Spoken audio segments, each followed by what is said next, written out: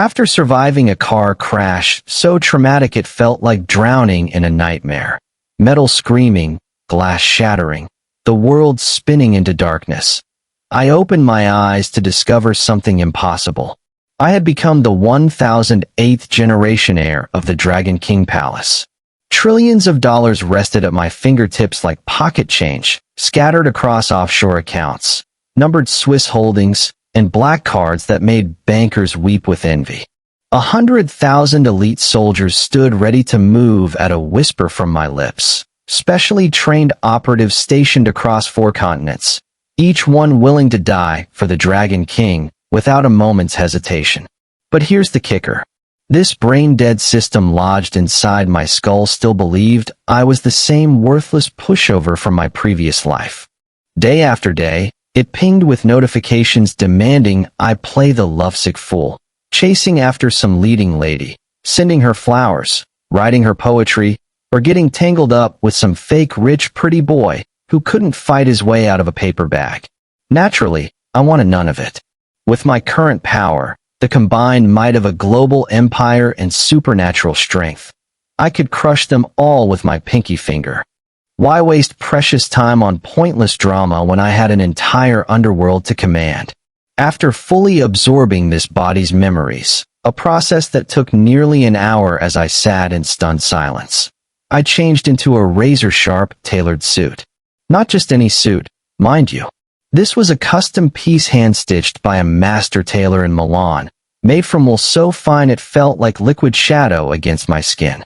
I adjusted the cuff links, platinum with tiny embedded sapphires, and ran a hand through my hair.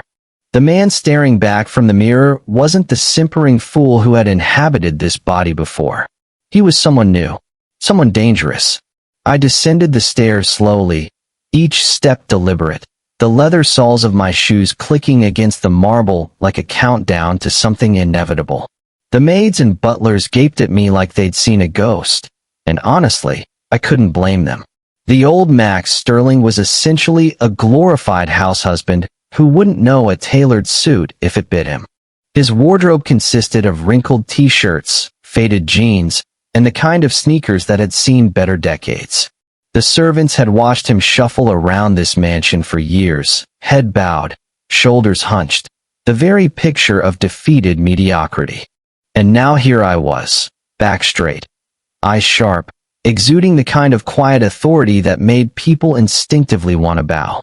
According to the memories now swimming through my consciousness, my predecessor had been hopelessly devoted to Lily Yates for 3 agonizing years. 3 years of his life, wasted. He sent her money, showered her with resources, even went to culinary school and got a chef's license just to cook for her daily. Can you imagine? A man with the blood of dragons in his veins, the heir to a trillion-dollar empire, standing over a stove in a flour-dusted apron, carefully plating seared scallops for a woman who barely acknowledged his existence. All to earn the official title of boyfriend. A title she granted with the enthusiasm of someone signing a mediocre business contract. But then Lily's precious first love, her so-called white knight, returned from overseas. A man named Kyle Bates, who looked like he'd never lifted anything heavier than a teacup in his entire life. From that moment on, Lily grew colder. The texts stopped. The phone calls went unanswered. She constantly made excuses to be with him. He's new in town. He needs someone to show him around, she'd say. Or, I'm just helping him settle in. Don't be paranoid. When my past self finally confronted her, Lily hit him with the classic line. He's frail and weak. He needs someone to care for him. Don't overthink it. Don't overthink it. Those 3 words had haunted my predecessor's final moments. The last memory my past self had of Lily was right after that bloody car accident. He had been driving home from buying her favorite dessert, a specific brand of mango pudding from a shop 45 minutes away, when a drunk driver ran a red light and T-boned his car at 60 miles per hour. The impact shattered his ribs, lacerated his liver, and left him bleeding internally as he was extracted from the twisted metal by paramedics. But even as the ambulance screamed toward the hospital, his first thought wasn't about his own survival. It was about her. He called her again and again, his blood-slicked fingers fumbling with the phone. She kept declining. Each rejection was a fresh wound, deeper than any the crash had inflicted. When he finally dragged himself into the emergency room, refusing a stretcher, refusing painkillers, refusing everything except the desperate need to see her, he found Lily tenderly spoon-feeding her precious white knight. Cal had caught a mild cold. A mild cold. The man was wrapped in a blanket, sipping warm broth, while Lily dabbed his forehead with a damp cloth and whispered soothing nonsense into his ear. My past self stood in the doorway, bleeding internally, and watched the woman he loved lavish affection on another man for a minor inconvenience. The memory stopped there. Darkness. Silence. And then me. I rummaged through my mind and found many locked fragments still buried. Entire years missing, crucial events erased, a past shrouded in deliberate secrecy. But if they wouldn't open, so be it. I had more pressing concerns than unraveling the mysteries of a dead man's psyche. I pulled myself together, walked into the kitchen, a gleaming expanse of stainless steel and imported marble that my predecessor had barely used except to cook for Lily, and effortlessly whipped up 4 gourmet dishes and a soup. My hands moved with practiced precision, knife cuts perfect, seasoning balanced, presentation worthy of a Michelin-starred restaurant. The system, it seemed, had gifted me culinary skills to match my other abilities.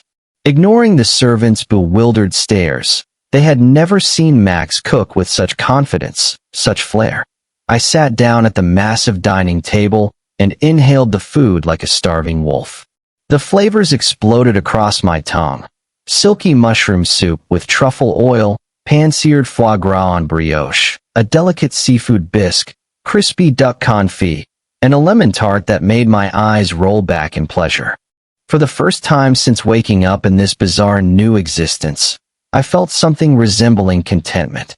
That's when the dining room doors swung open with a theatrical flourish. "Welcome, Miss Lily. Welcome, young Master Kyle." I looked up instinctively, chopsticks frozen halfway to my mouth. Lily Yates and her golden boy, Kyle Bates, stood before me like characters walking out of a bad romance novel. Thanks to my past self's financial backing, millions funneled into her startup, introductions to key investors, contracts secured through back channels. Lily had been a CEO for years now. Her aura had completely transformed from the girl next door she once was.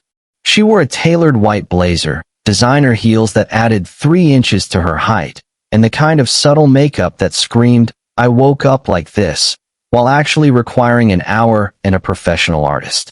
Mature, commanding, undeniably gorgeous. A true rare beauty. No wonder the old me fell so blindly hard. Looking at her now, I could almost understand the obsession. Almost. Max, break time equals 400 ms /. How are you holding up? Lily's voice carried a hint of guilt, probably remembering the crash, probably remembering the unanswered calls, probably remembering everything she had done to destroy the man who loved her. Kyle quickly stepped forward, playing the saint with practiced ease. His face was arranged in an expression of gentle concern, the kind that said, "I'm the victim here. Please feel sorry for me. Max, please don't blame Lily. It's all my fault. I've been physically weak since childhood, and I don't have any family in this city. That's why she came to take care of me. If anyone should be angry, it's you. I completely understand." Hearing this, I wasn't even angry. I was genuinely amused. A slow smile spread across my face as I chewed another bite of duck confit. In my past life, my original life, before this transmigration nonsense, I had always wondered just how pathetic a grown man could act. What kind of adult human being used "I'm so weak and helpless" as a manipulation tactic? Now I was staring at the textbook definition of a manipulative pick-me boy, and honestly, it was hilarious. Seeing that I couldn't be bothered to reply, that I just kept eating with the serene focus of a man who had better things to do than engage with melodrama. Lily's guilt evaporated like morning mist. Her eyes hardened. Her jaw tightened. The vulnerability she had shown for exactly 3 seconds vanished behind a wall of frost. She marched up to me, her designer heels clicking in angry staccato against the marble floor, and her voice turned ice cold. "Max, can you grow up for once? Just because I didn't visit you? I told you Kyle was in the hospital too. He has no one else, no family, no friends, no one to advocate for him. I had to look after him. Look at you. You're sitting here perfectly fine, eating a gourmet meal, breathing without assistance. What are you throwing a jealous fit for?" She slammed a gift box onto the coffee table so hard the lid flew off, revealing an ultra-luxurious fountain pen inside, black resin with gold accents, the kind of writing instrument that cost more than most people's cars. The box even had a master craftsman's signature embossed on the inner lid. Kyle's eyes lit up with barely concealed greed. He picked up the pen and pushed it toward me, purposely rolling up his sleeve to show off his matching luxury watch. The watch and the pen were from the same exclusive brand, one that required a personal invitation just to browse the catalog, but the price difference was night and day. The watch was easily 6 figures. The pen, while expensive, was a fraction of that. He was blatantly flaunting Lily's favoritism, rubbing my nose in the fact that she had spent more on his wristwear than on my entire gift. I kept my head down and continued eating. The duck confit was getting cold, and I refused to let these melodramatic idiots ruin a perfectly good meal. Kyle's confidence wavered. He had expected rage, screaming, accusations, maybe even tears. That was how these things usually went, according to his experience. The old Max would have thrown a tantrum, accused Lily of infidelity, and then groveled for forgiveness within the hour. But I just sat there, chewing contentedly, as if he were no more significant than a fly buzzing near the window. Growing anxious, Kyle leaned closer, trying to look serious and concerned. "Max, Lily is talking to you." I tried to put in a good word. I told her you were just stressed, that you didn't mean to ignore her. But if you keep throwing this tantrum, even I can't help you. You need to meet her halfway.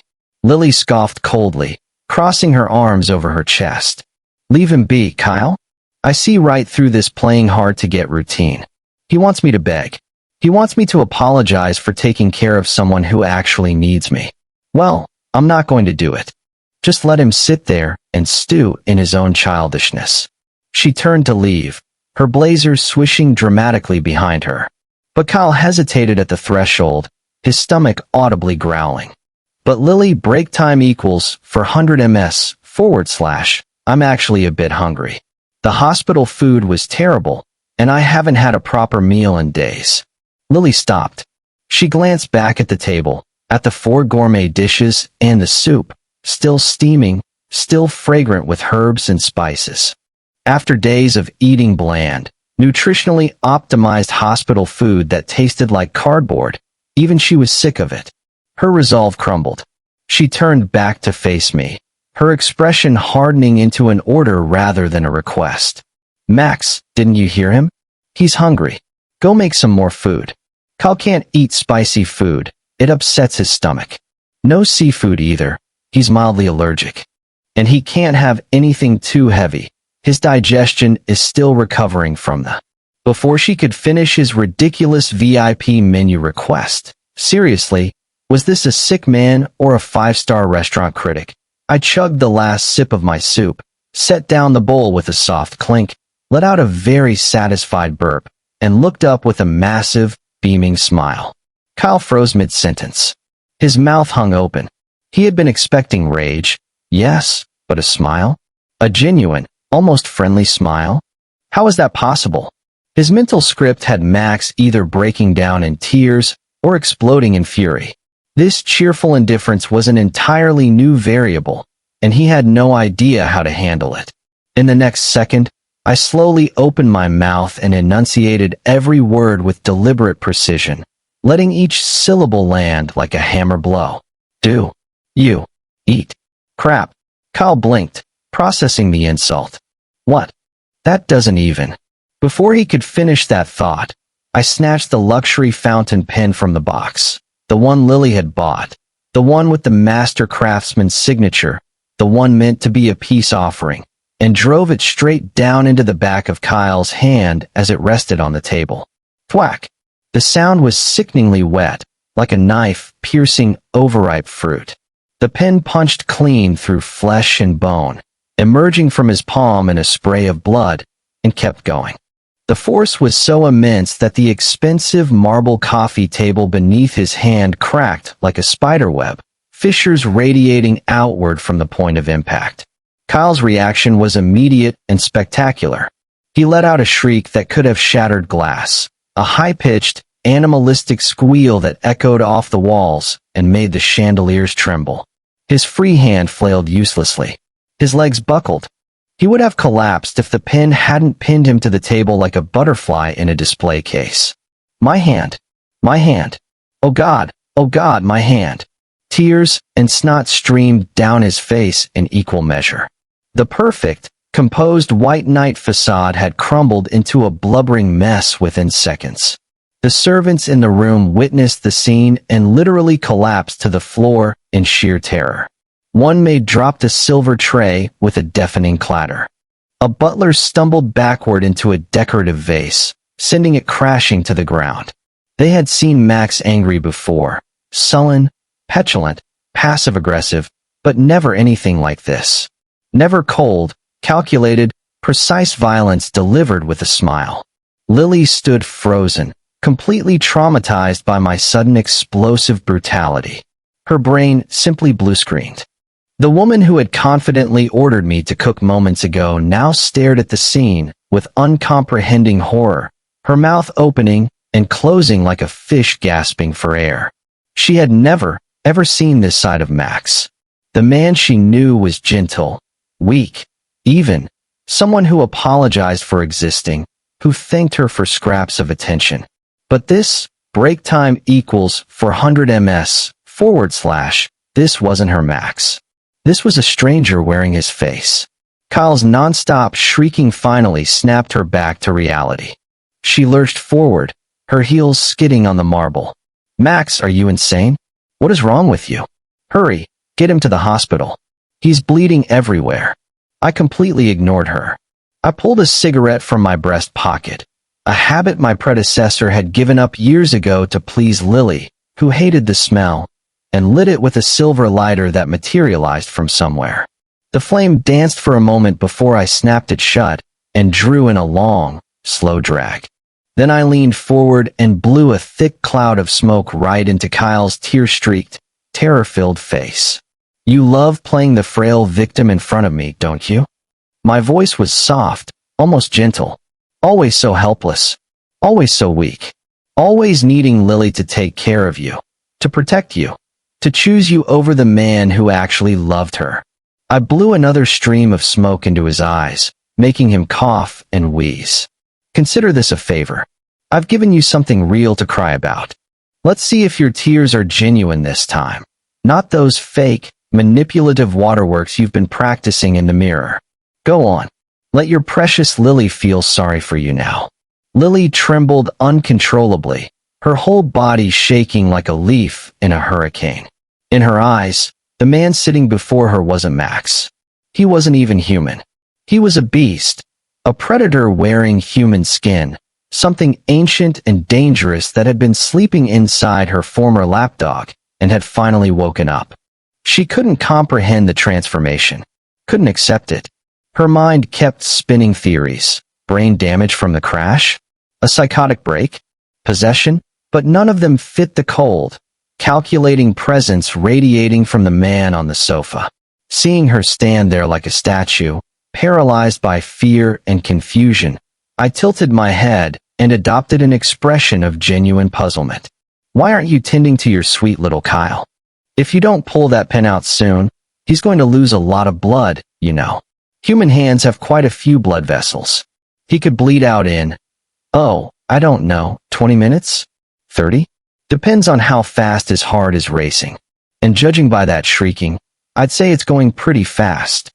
Even though I was smiling, a pleasant, almost friendly smile, and my voice remained soft and conversational, Lily felt a chill run down her spine that had nothing to do with the room's temperature. But my words reminded her of the immediate crisis. Kyle was bleeding, Kyle was in pain, Kyle needed medical attention. She rushed to his side, her professional composure shattering into panicked, uncoordinated movements. Lily, save me. It hurts so much. I think I'm dying. Max is a psycho. He's insane. He needs to be locked up. Kyle wailed, his voice cracking on every other word. He was hyperventilating now, his free hand clawing uselessly at the table, as if he could somehow pull himself free. Hearing his cries made Lily panic even more. Her training as a CEO, her carefully cultivated image of control and competence, all of it evaporated. She reached out, her fingers brushing the pen still embedded in Kyle's hand, preparing to yank it out. Right as her fingers touched the blood-slicked metal, a whisper echoed right next to her ear. "Oh, so you're really going to pull it?" She froze. Her hand hovered millimeters from the pen. Her brain screamed at her to finish the motion, to save Kyle, to do something, but her body wouldn't obey. The voice, my voice, had been so close, so intimate, like a lover's whisper. And yet it carried a promise of violence that made her blood run cold. Before she could process the threat, she felt like a truck had just rammed into her stomach. The impact folded her in half. A blinding explosion of pain dropped her to her knees as she dry-heaved violently, her diaphragm spasming, her eyes watering, her perfectly applied makeup smearing down her cheeks. I had moved so fast she hadn't even seen the punch coming, a fact that terrified her more than the blow itself. I casually wiped my knuckles on Lily's expensive white blazer, leaving faint red smears on the pristine fabric. My face showed pure disgust, as if touching her had been an unpleasant chore. Then I leaned back on the sofa, made myself comfortable, and rested my feet right on her back as she knelt on the floor, using her like a human footstool. The two people who had just been acting so high and mighty, so superior and condescending, were now absolute wrecks. Kyle pinned to the table, bawling his eyes out like a child who had skinned his knee. Lily kneeling on the floor, struggling to breathe, serving as my personal furniture. The role reversal was delicious. I flicked my cigarette ash onto the marble floor, let the servants clean it up later, and shot a sideways glance at the trembling servants huddled in the corners. "If anyone so much as touches a phone," I said pleasantly, "I guarantee I will personally chop their legs off and use them for soup broth. I'm feeling peckish, and I've heard human legs make excellent stock if you season them properly." Phones clattered to the floor immediately. Several servants prostrated themselves, foreheads pressed to the cold marble, shaking like leaves in a hurricane. They had just witnessed the fate of Kyle and Lily firsthand. The weak, submissive young Master Max was dead. The man sitting before them was a demon wearing his face. Max break time equals 400 ms / cough. Break time equals 400 ms / take your feet off me. Lily choked out between desperate gasps for air, her body trembling under the weight of my boots. Tears and makeup had mixed into a muddy mess on her cheeks. She looked up at me with a mixture of fear, hatred, and something else, something she couldn't quite name. "If you drop my feet," I said lazily, examining my fingernails with exaggerated disinterest, "I promise you I will smash Kyle's head in right in front of you. I'll use that fancy pen still sticking out of his hand, twist it around a bit first, really grind it into the bone, then pull it out and go for the eye sockets. And yours too, naturally. Can't leave witnesses." Lily froze, cold sweat beading on her flawless forehead. She couldn't fathom how Max had changed so drastically. He had actually hit her, struck her, used her as a footstool. The man who used to thank her for breathing the same air was now treating her like dirt. She was supposed to be the one in control. She was supposed to be the one calling the shots. For 3 years, she had held all the power in this relationship, and now, in the span of 10 minutes, that power had been ripped away so completely that she couldn't even imagine getting it back. Nobody knew Max better than she did, or so she had thought. His devotion was carved into his bones, a fundamental part of his identity. All she ever had to do was snap her fingers, and he'd come wagging his tail, eager to please, desperate for validation. But today, this man exuded a natural, suffocating aura of absolute dominance that made her feel like prey. I blew out another puff of smoke and watched it curl toward the ceiling. Beautiful women? Sure, I like them. In my original life, before all this transmigration nonsense, I had enjoyed the company of many beautiful women, but I had never simped for any of them. I had never groveled, never begged, never compromised my dignity for a chance at affection. And as the Dragon King, with trillions in wealth and an army at my command, all I had to do was snap my fingers and beauties would line up at my door. Why would I ever be a simp? Why would anyone? Besides, I needed to vent some anger for the previous owner of this body. The poor bastard had suffered so much. Years of humiliation, rejection, and emotional abuse. All because he loved someone who didn't deserve his devotion. I owed him at least this much. A little revenge. A little catharsis. A little closure. Stop your howling. I snapped, genuinely annoyed by Kyle's pathetic whimpering. The man had been reduced to a sniveling mess. His earlier confidence completely shattered. Honestly, you're embarrassing yourself. Is this the act you've been putting on for Lily? The frail, delicate flower who needs constant care and attention? Because right now you just look pathetic. I waved my hand dismissively. Kyle immediately clamped his free hand over his mouth, stifling his own cries. His eyes were wide with absolute terror, darting between me and Lily, me and the servants, me and the pin still embedded in his flesh. He had no idea why Max had suddenly snapped, what had triggered this transformation, but he knew one thing for certain. He could not survive another round. I took my feet off Lily's back. She exhaled in relief and reached down. My fingers closed around her chin, gripping firmly, and I tilted her face up toward mine. Then I leaned in close and blew smoke directly into her face. The harsh, acrid cloud made her cough violently, tears streaming down her cheeks anew, but she didn't dare pull away. The past Max had been a smoker once, a pack-a-day habit that stained his fingers yellow and left him wheezing after stares. But he quit cold turkey the moment he found out Lily hated the smell. Gave it up without hesitation, without withdrawal, without a single complaint. Because she had asked him to. Because her comfort mattered more than his own. And this was how she had repaid that sacrifice. Watching her choke on the smoke he had blown into her face, I smirked. You're actually pretty funny, you know that? I told you to pull the pin, and you were really going to do it. You didn't hesitate. You didn't think. You just reached for it like a good little puppy following orders. Wow. You must really love your little Kyle, huh? That's dedication. Cough, cough. Max smack. Before she could finish whatever excuse or apology she had been planning to offer, I slapped her right across the face. Crack. The sound was sharp and wet, like a whip cracking. With the system's buff, my physical strength was 10 times that of a normal human. Maybe more, depending on how angry I was. Even holding back, even pulling the punch, the slap instantly made her cheeks swell like a balloon, red and puffy, and already bruising around the edges. Who gave you permission to call me Max? I grabbed a fistful of her hair and yanked her head back, exposing her throat. She gasped, her hands flying up to claw at my wrist. But she might as well have been trying to bend steel. Listen to me very carefully, Lily Yates. From today onwards, we have absolutely nothing to do with each other. The past 3 years are over. The man who loved you is dead, literally dead, as far as I'm concerned.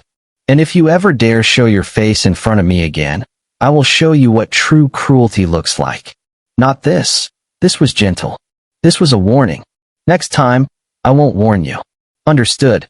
Lily stared up in sheer panic, meeting my dangerous, predatory gaze. Something in her broke in that moment. Some final resistance, some last shred of the confidence she had always worn like armor. She instinctively nodded, her chin trembling against my grip. I let go of her hair and patted her swollen cheek like I was praising a well-behaved dog. Pat, pat, pat. Good girl. Now, say thank you. Bizarrely enough, and this would haunt her later, in the quiet hours of the night when she couldn't sleep. Despite the overwhelming terror, despite the pain and humiliation, hearing me say good girl sparked a strange, twisted sense of warmth in her chest. Some deep, buried part of her had always wanted to be dominated, had always craved a man strong enough to put her in her place. And Max, this new Max, this terrifying, violent, powerful Max, was exactly that man. Thank you, she whispered, her voice barely audible. Hearing what I wanted, I stood up, dusted off my suit, and walked over to Kyle. I gave him a gentle, almost affectionate smile, the kind of smile you might give a child who had done something foolish but endearing. Take your hand away from your mouth, Kyle. I want to see your face. Terrified, trembling, Kyle slowly lowered the hand covering his mouth. His lips were blue, his teeth chattering, his whole face slick with tears and snot and sweat. He looked like a man who had already died and was just waiting for his body to catch up. The moment his hand dropped, I shoved the burning cherry of my cigarette straight into his open mouth, past his teeth, past his tongue, right into the soft tissue of his throat, and followed it up with a vicious uppercut to his jaw. Crack! The sickening sound of teeth shattering filled the room like breaking glass. The burning tobacco, the hot ash, and the jagged fragments of his own broken teeth were forced down his throat by the impact. Kyle's eyes bulged. His hands flew to his neck. He tried to scream, but only a wet, gurgling noise came out. Then he clutched his stomach, dropped to the floor, and writhed in agony so pure that his body couldn't even produce sound anymore. I burst into genuine laughter, loud, unrestrained, echoing off the walls. All the pent-up frustration I had absorbed while processing the tragic memories of the past life was completely washed away in that one beautiful moment. The sight of Kyle curled on the floor, the smell of burnt tobacco and blood, the sound of Lily's ragged breathing. It was all perfect. Cathartic. Satisfying in a way that nothing else had been since I woke up in this world. At the same moment, a notification chimed in my head, a pleasant, almost musical tone that contrasted sharply with the chaos around me. Ding! Congratulations to the host. By making the leading lady regret her choices, you have successfully reversed the plot line. Rewards distributed. Overall strength increased by 10x. One Dragon Nation Black card loaded with 50 billion US. Equipping a suit increases combat power by 10. Bonus reward. Mental fortitude increased by 50%. Host is now resistant to emotional manipulation and charm effects. Hearing the system's rewards, I paused for a solid 2 seconds, genuinely surprised. Reversing the plot is this easy? I had expected something more complicated, a quest chain, maybe, or a series of difficult choices. But no, all it took was some well-placed violence and a dramatic rejection. So next time I meet a leading lady, I just walk up and slap her? Good to know. Very efficient. I'll have to try that out later. With that happy thought firmly lodged in my mind, I strolled out of the mansion, stepping over Kyle's writhing body and Lily's crumpled form without a second glance. The servants parted before me like the Red Sea, pressing themselves against the walls to avoid even accidental contact. I didn't blame them. I wouldn't want to touch me right now either. I had just arrived in this world, brand new, fresh start, infinite possibilities. Obviously, it was time to enjoy it. But the moment I stepped outside, the warm evening air hit my face, and two figures materialized out of the shadows as if they had been waiting there all along. A man and a woman, both dressed in black tactical gear that hugged their athletic frames. Both dropped to one knee simultaneously, heads bowed in absolute reverence, fists pressed to their chests in the traditional salute of the Dragon King Palace. We greet the Dragon King. Memories flooded back, not the fractured, incomplete memories of my predecessor's domestic life, but the sharp, clear memories of power and blood and command. The Dragon King Palace was a massive overseas syndicate, a shadow empire that stretched across 4 continents and controlled everything from black market arms deals to legitimate multinational corporations. My predecessor, the old Max, had clawed his way to the top of this empire through years of brutal warfare, political maneuvering, and strategic assassinations. He had earned the title of Dragon King through blood and fire, not inheritance. And then, for reasons that still baffled me, he had thrown it all away to become a simp. The old Max, acting as the current Dragon King, had returned to the country 7 years ago and immediately started laying low. He built a covert network of informants and safe houses. He consolidated his power in the shadows while pretending to be nothing more than a wealthy playboy.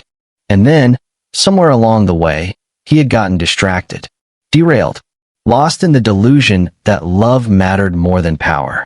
Now the 7-year timeline was up. The Dragon King Palace was ready to step out of the shadows and claim its rightful place in the capital's hierarchy. And I, the new Max, would be the one to lead it. The 2 kneeling before me were my left and right enforcers, the most trusted members of my inner circle. The man, Drake, possessed unfathomable combat prowess. He was a master of close-quarters combat, fluent in 17 martial arts, and an expert with every firearm known to man. I had seen him clear a room full of armed hostiles in under 4 seconds. The woman, Kira, was an elite assassin, a virtuoso with cold weapons and stealth techniques that bordered on supernatural. She could kill a man with a credit card and disappear into a crowd so completely that CCTV cameras couldn't track her.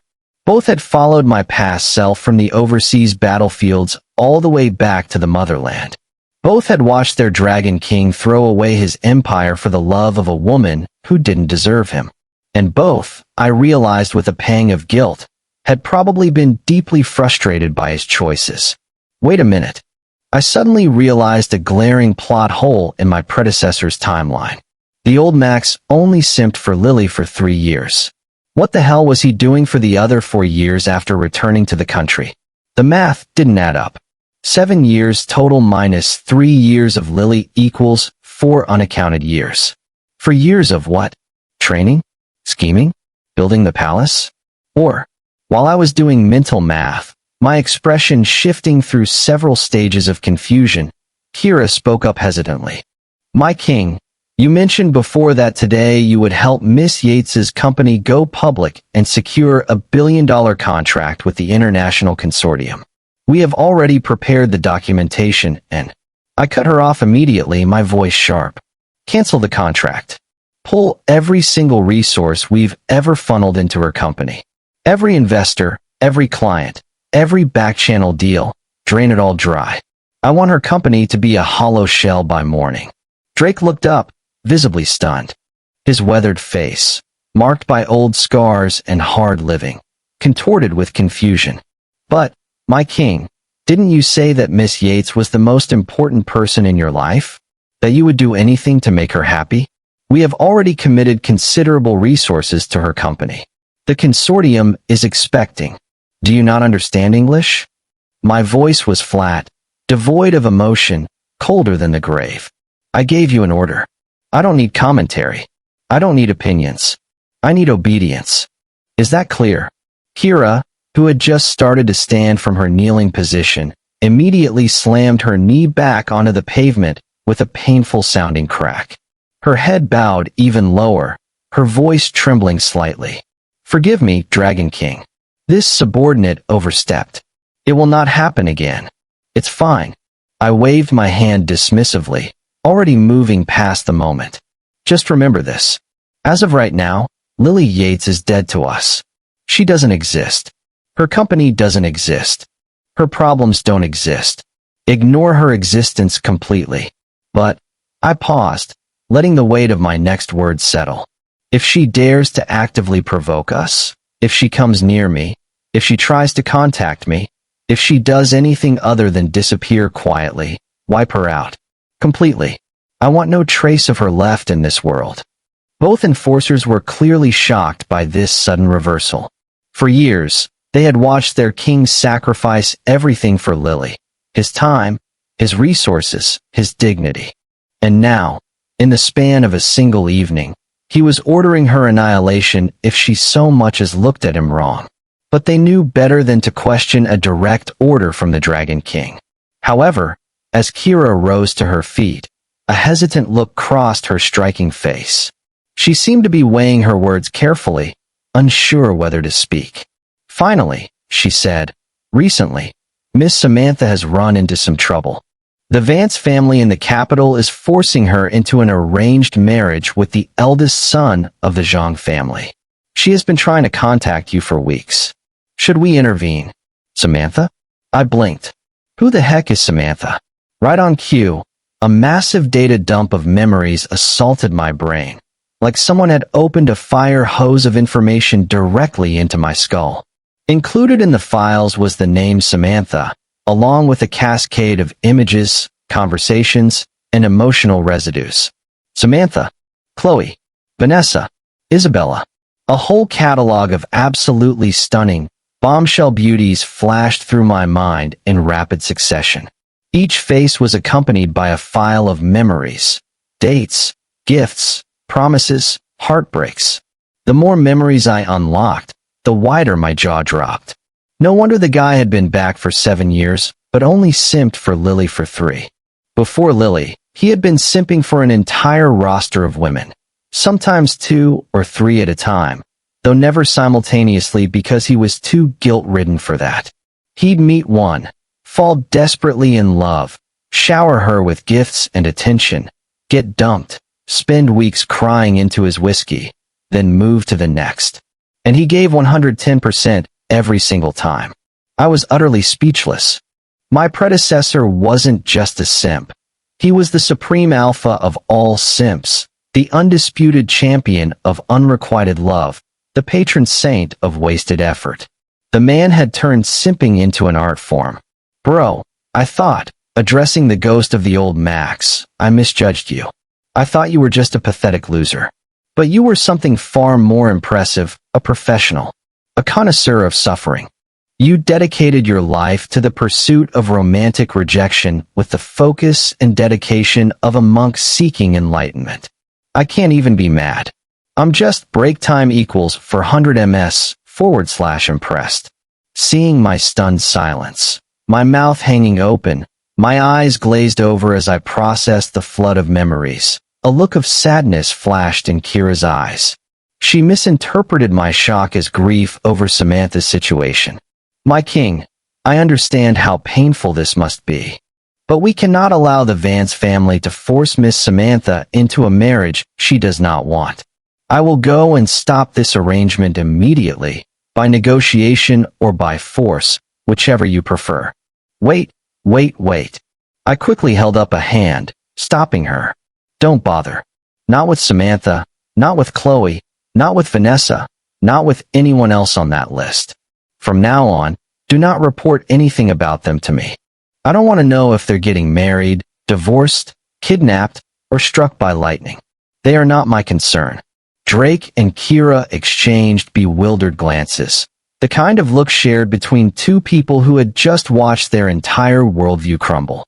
Wasn't their boss a hopeless romantic? Wasn't he the kind of man who wrote poetry, sent flowers, and cried during romantic comedies?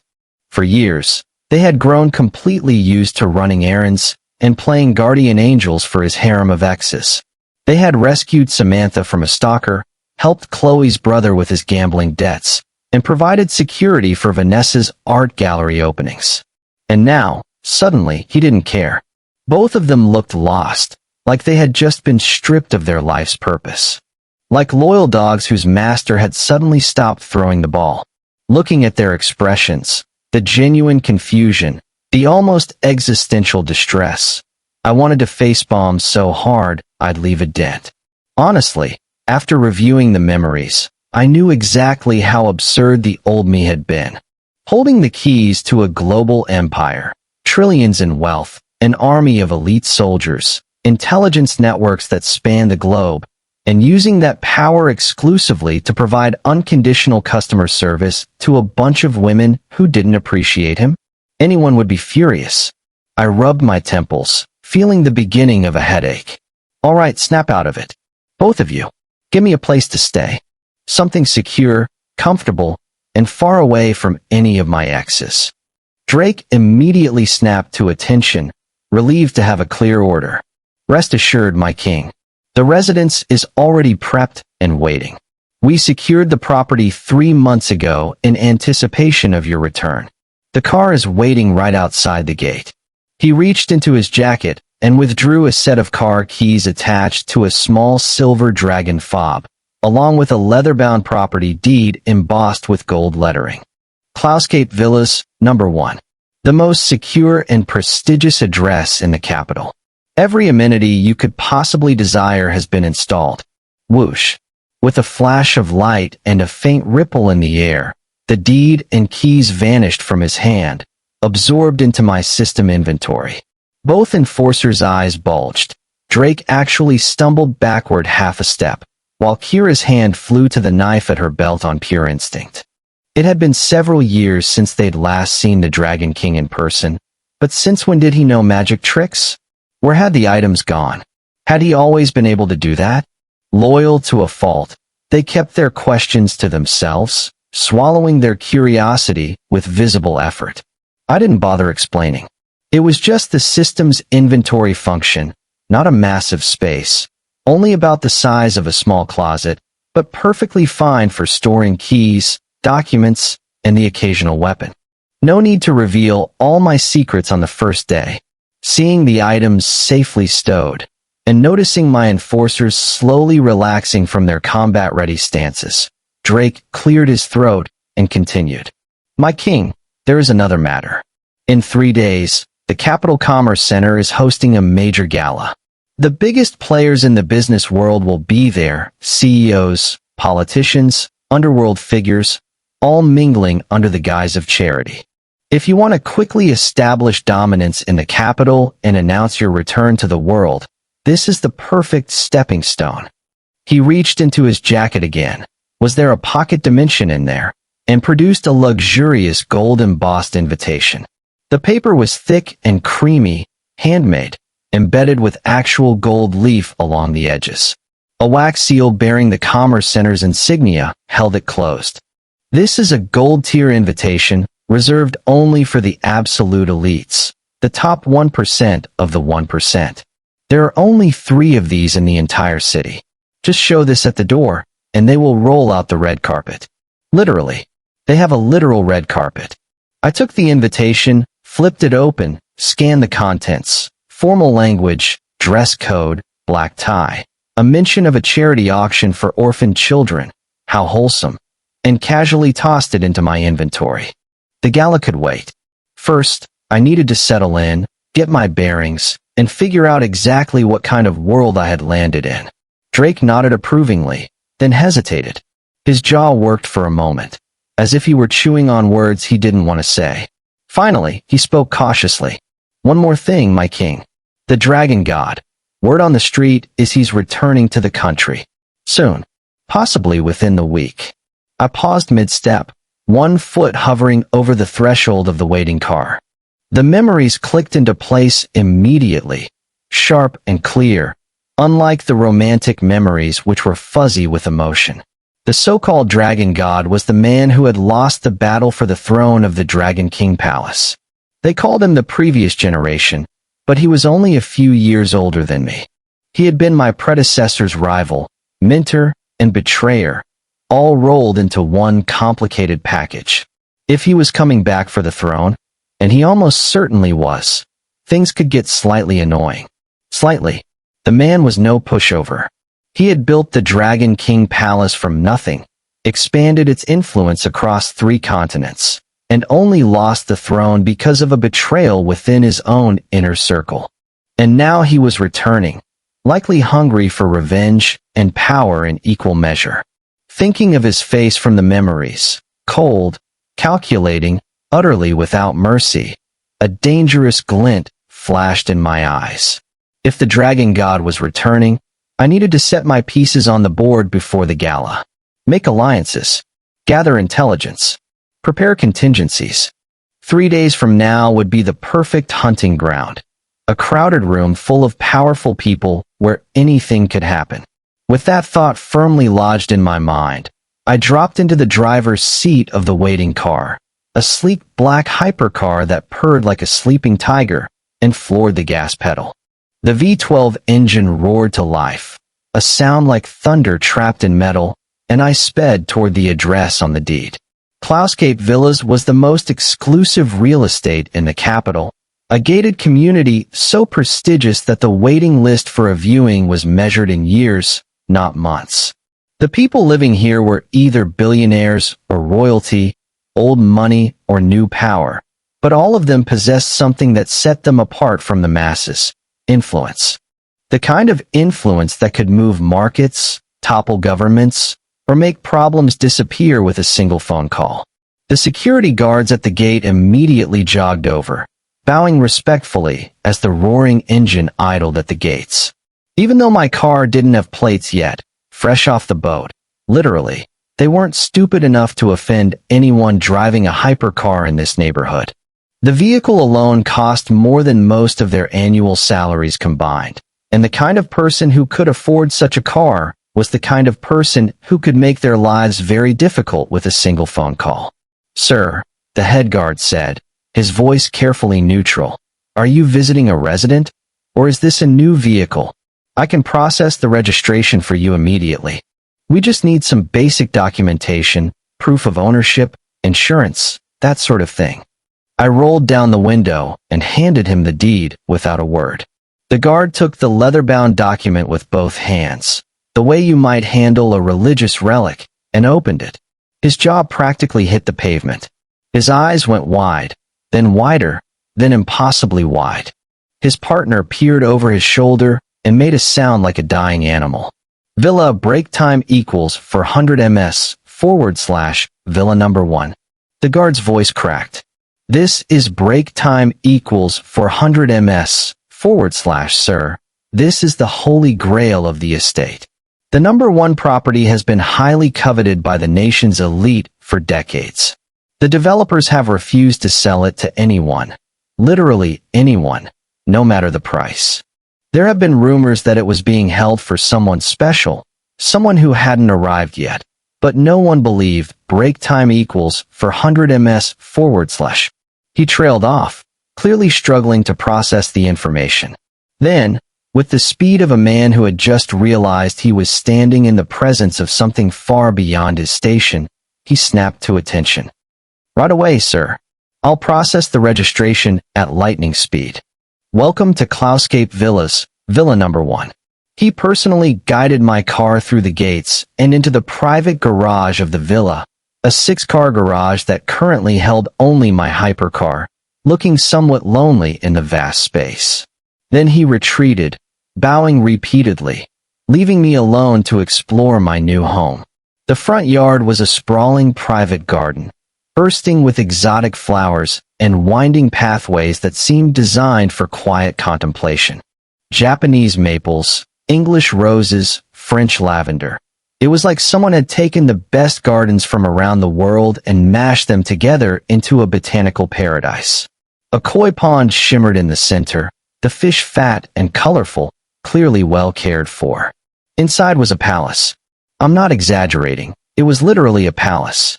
Crystal chandeliers hung from vaulted ceilings. Flawless marble floors reflected the warm glow of hidden lighting. Imported luxury furniture, Italian leather, French antiques, Chinese silk, filled every room. Priceless art hung on the walls, originals by masters, pieces that belonged in museums, acquisitions that would make collectors weep with envy. Every detail screamed obscene wealth. The kind of wealth that didn't just buy things, it bought history, legacy, immortality. I sank into the plush sofa in the master living room, sinking so deep into the cushions that I practically disappeared, and let out a long, contented sigh. Now, this is living. This was what power was supposed to feel like. Not groveling at the feet of ungrateful women, not cooking gourmet meals for people who didn't appreciate them, but sitting on a throne of luxury and watching the world come to you. My past self had access to all of this. Every silk cushion, every crystal chandelier, every priceless painting. And yet he chose to play the role of a miserable simp, living in a smaller house, still nice, but not this nice, and spending his days trying to win the approval of women who saw him as nothing more than an ATM with legs. What an absolute waste of oxygen. What a tragedy of misplaced priorities. I shook my head, about to close my eyes and take a well-deserved nap, when my phone buzzed with an incoming call. Unknown number. I let it ring once, twice, 3 times, enjoying the silence, before lazily picking it up. Hello. Is break time equals 400 ms / is this Max? A woman's voice trembled on the other end, sounding like she was on the verge of tears. The line crackled slightly. Long distance, maybe, or bad reception. I frowned. The voice stirred something in the back of my mind, some half-buried memory, but I couldn't place it. It wasn't from my predecessor's recent memories, Lily, Samantha, any of the usual suspects. It was older, fainter, like a photograph faded by sunlight. Speaking. Who's this? Oh, thank God. It's me, Victoria. The voice instantly spiked with frantic emotion, relief, and desperation tangled together. Victoria Vance. Your mother, Max. I've been looking for you for so long, and I finally found you. And I'm your daddy. I sneered, hanging up immediately. Scammers were getting more creative these days, I give them that. The long-lost mother routine? Classic. Straight out of the playbook. But as I set the phone down, a nagging feeling tugged at my consciousness. In my predecessor's memories, the old Max did have biological parents, somewhere in the distant past. But ever since they found their adopted son, a boy named Tommy, who had been taken in after Max went missing, the old Max had packed his bags and left the family.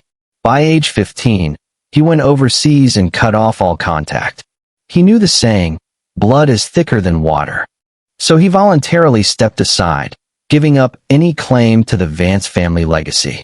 It had been over a decade. Surely they had forgotten him by now. Surely they had moved on with their lives, their adopted son, their perfect family. So why would someone be calling now, claiming to be his mother? While I was lost in thought, the phone rang again. Same unknown number. Annoyed, I answered. Are scammers just doing live cold calls now? Straight to the I'm your mommy routine? I've got to say, your script needs work. The emotional manipulation is too heavy-handed. You should start with something subtler, build up to the, Max, it really is Mom. We lost you so many years ago, and we've been searching ever since. Please, just listen. The woman's voice was racked with genuine sorrow, the kind of pain that couldn't be faked, not even by a professional actress. Back then, we were being hunted by enemies. Your father's rivals wanted to destroy our family. In the chaos of the attack, you were taken. Kidnapped. We thought you were dead for years, until we got word that someone matching your description had purchased Villa Number 1. Please, Max. Please don't hate us. Just give us a chance to make it up to you. Please. She was practically begging now, her voice cracking on every other word. The background sound suggested she wasn't alone. I could hear muffled voices, someone telling her to calm down, someone else breathing heavily. My face remained totally impassive as I listened, but my mind was racing. I knew my past self was an orphan, or rather, had grown up believing he was an orphan. But how he became one was always a blank spot in the memories, a hole in the narrative that no amount of mental excavation could fill. Could this actually be the biological family, reaching out after all these years?